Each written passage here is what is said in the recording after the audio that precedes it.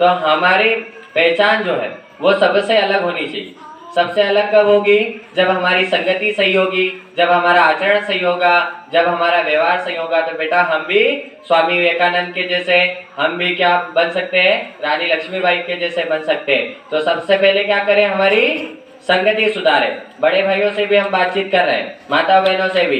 क्या अगर आपको लग रहा है कि दो महिलाएं अगर कहीं गलत बातचीत हो रही है, कहीं जो है झगड़ालू बातें कर रही है, कहीं किसी की चुगली कर रही है, तो वहां न शामिल है, उसका भी पाप लगता है।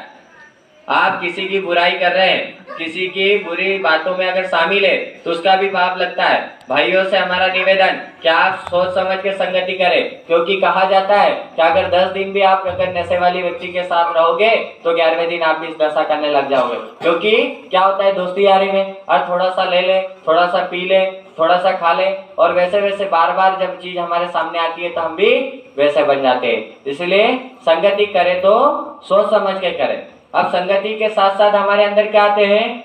संगति अगर हमारी सही और गलत होती है, अच्छी संगति हुई तो अच्छे संस्कार हमारे अंदर आएंगे, और गलत संगति हुई तो गलत संस्कार आते हैं। बेटा आज हम देखते हैं ना, कोई संस्कारवान बच्चे हमारे गांव में हैं।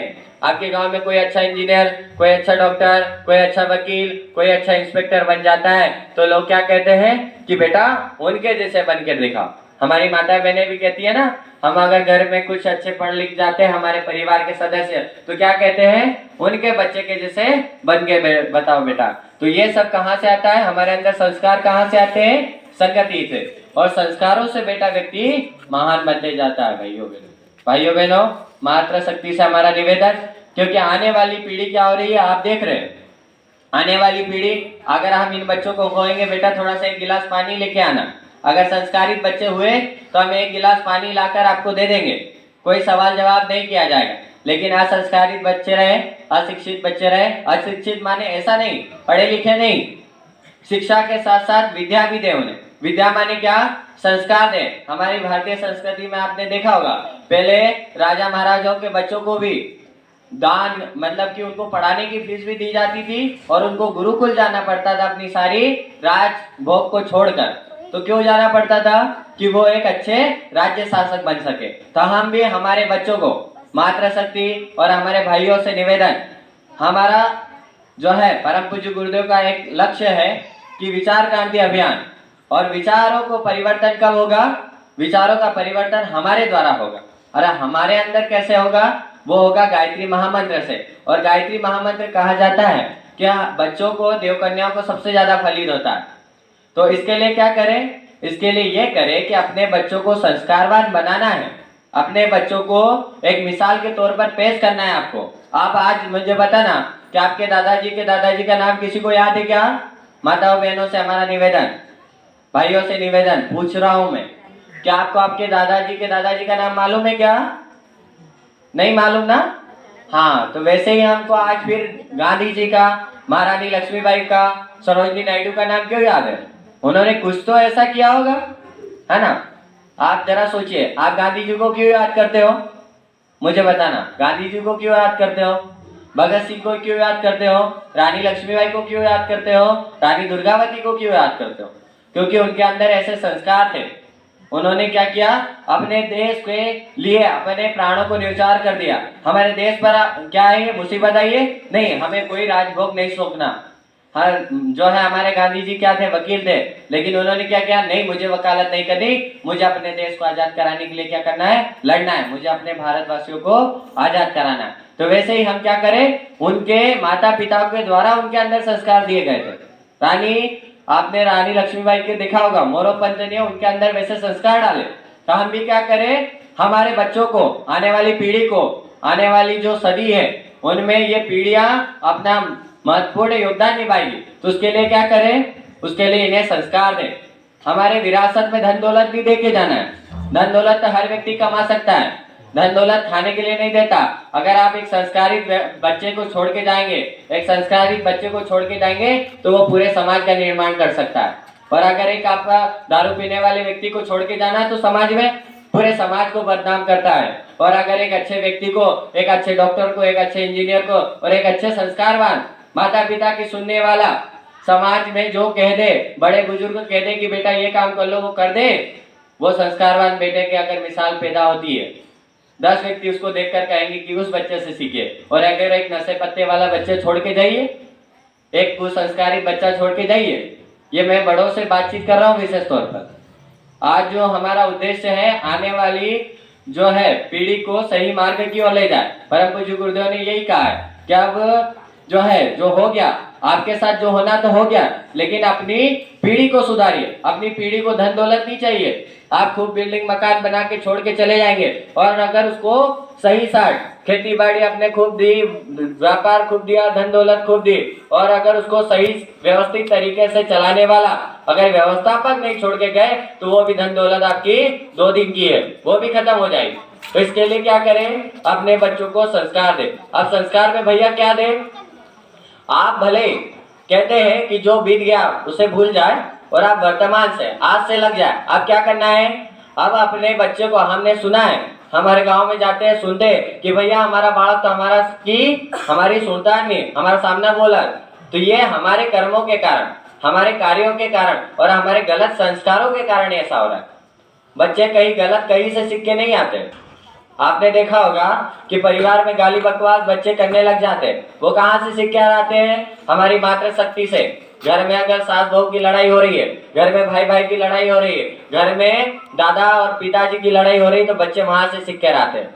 तो सबसे पहले क्या करें? अपने बच्चों को अपशब्द से बचाना है, तो अपने घर में लड़ाइयाँ रोके।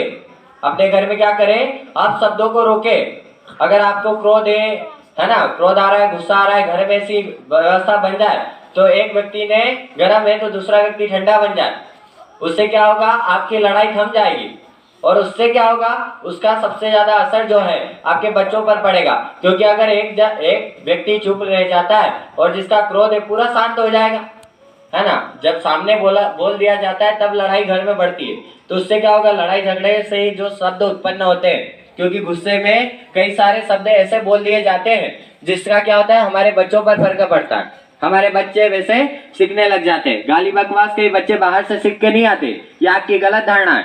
आप जो सोच रहे हो ना कि हमारे बच्चे कई बाहर से सीख के आते गाली बकवास, वो गलत है। गलत बाहर से संस्कृति सीख के आ रहे नहीं, वो आपके घर से सीख रहे हैं, आपसे स्वयं से सीख रहे हैं, अपने माता पिता से सीख रहे हैं। तो इसके लिए सबसे पहले क्या करें? अपने अपशब्दों को रोकें।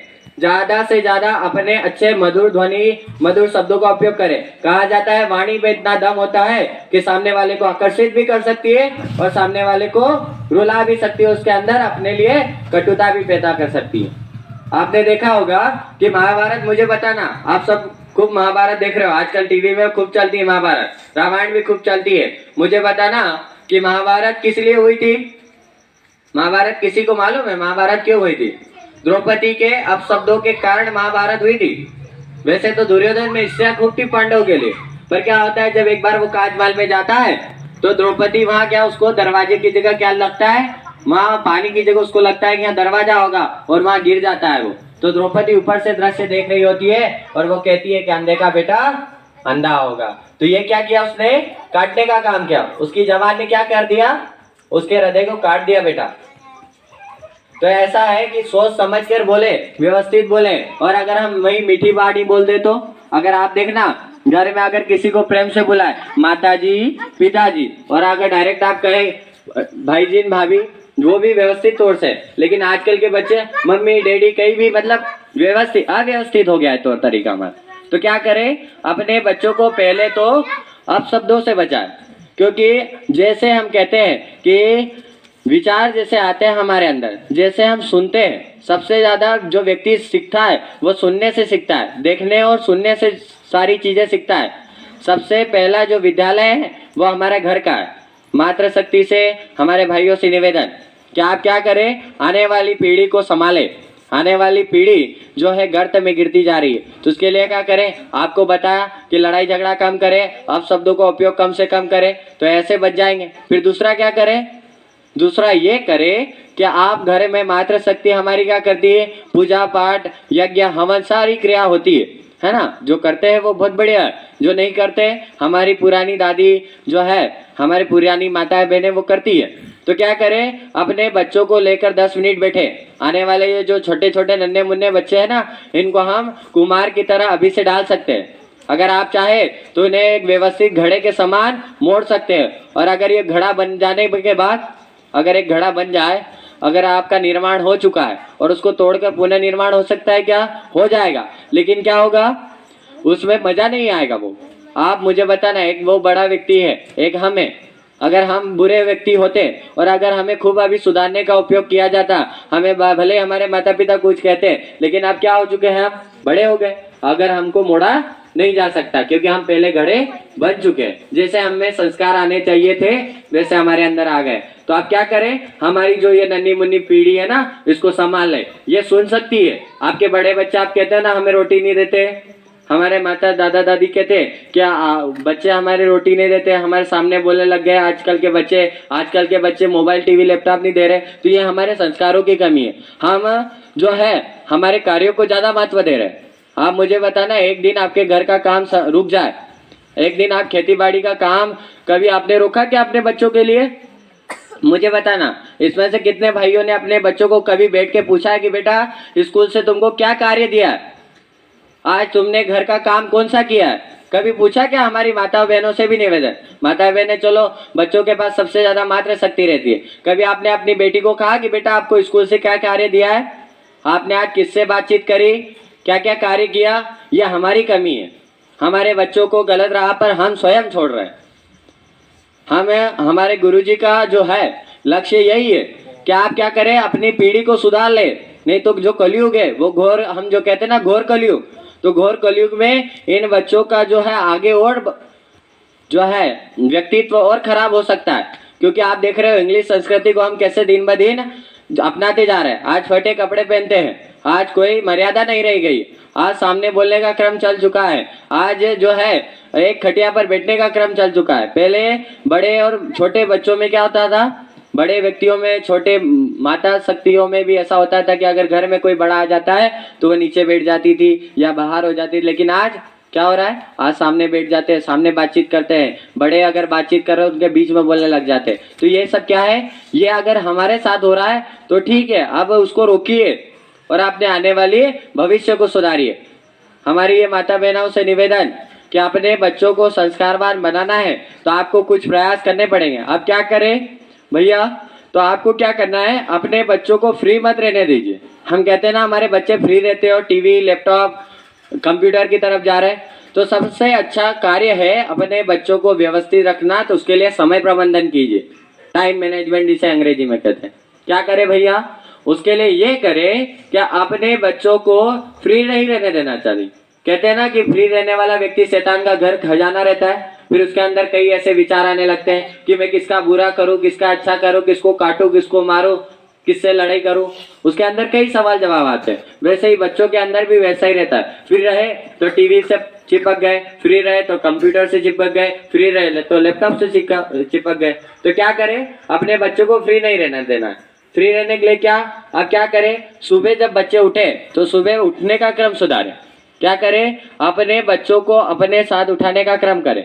क्या करें? सूर्योदय से पहले कहा जाता है कि प्रातः काल उठे रघुनाथा, माता पिता चरण स्पर्श करते थे ना माता पिता के, जो है राम भगवान सुबह जल्दी उठ के, कहा जाता है कि सूर्योदय से जो पहले जग जाता है उसके अंदर एक अलग ही एनर्जी रहती है, उसके काम भी जल्दी से खत्म होते हैं। कहा जाता है कि सूर्योदय के 1 घंटा पहले तो जग ही जाना चाहिए। अगर सूर्योदय 6 बजे हो रहा है तो आप 5 बजे उठिए। अपने बच्चों को 5 बजे उठने का क्रम बनाइए, क्योंकि हम लोग जब तक नहीं करेंगे, बच्चे कहाँ से सीखते हैं? बड़ों से। तो आप जब तक बड़े नहीं करेंगे तब तक हमारे बच्चे नहीं कर सकते। तो क्या करें? आप सुबह उठने का क्रम आपका सुधारिए, है ना।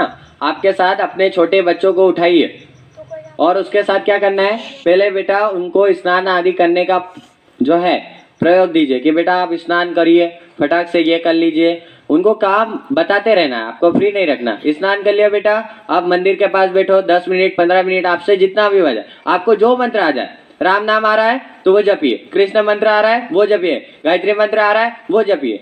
हम ये नहीं कहते कि गायत्री मंत्र की माला घुमाइए। आपके बच्चों को संस्कारवान बनाना है तो धर्म के साथ जोड़िए। ये सारे धर्म जो है, सारे ट्रस्टों का, गायत्री परिवार हो गया, ओम शांति हो गया, स्वाध्याय, कोई गलत नहीं है, हम किसी को गलत नहीं कहते। सबका उद्देश्य ये है कि आप धर्म से जुड़ जाए, धर्म के साथ लग जाए। क्योंकि आज व्यक्ति क्या हो रहा है? धर्म से दूर भागते जा रहा है।